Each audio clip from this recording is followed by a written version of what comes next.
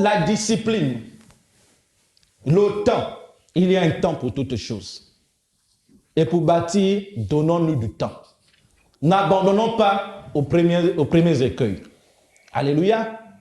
Ce n'est pas parce que nous ne voyons pas que les choses ne se passent pas. Alléluia. Et l'autre matériel, c'est la patience. La patience. La patience vient du fait que nous voulons, sinon que nous voyons, dans le temps, Dieu agir par rapport à ce que nous avons même demandé aujourd'hui. Ce n'est pas parce que nous avons demandé aujourd'hui que la chose va arriver aujourd'hui. Alléluia.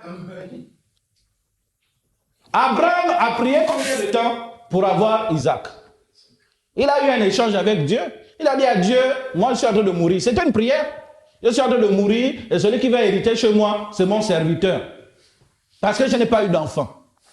Mais cette prière pour s'exaucer a attendu 25 ans. Alléluia. La patience.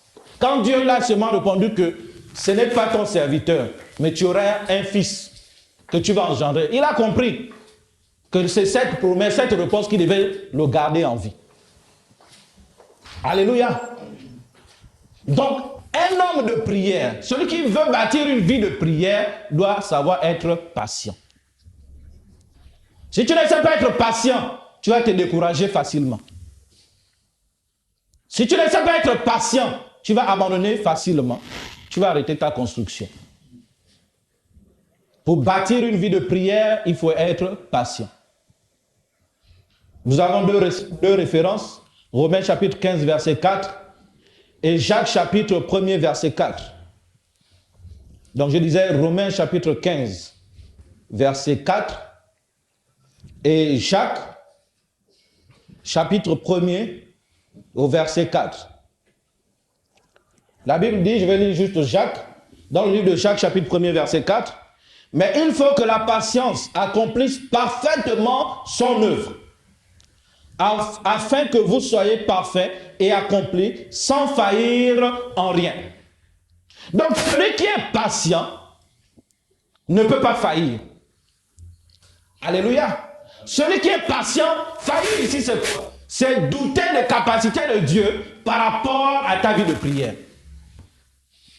Faillir ici, c'est abandonner la vie de prière que tu veux bâtir. Alléluia. Mais la patience, on nous dit que la patience a une vertu, c'est qu'elle a pour rôle d'accomplir une œuvre en nous. La patience a pour rôle d'accomplir une œuvre en nous, afin que nous soyons parfaits et accomplis. La patience veut nous rendre parfaits. Parfaits dans notre dimension d'attente vis-à-vis du Seigneur. Dans notre dimension de réception vis-à-vis du Seigneur.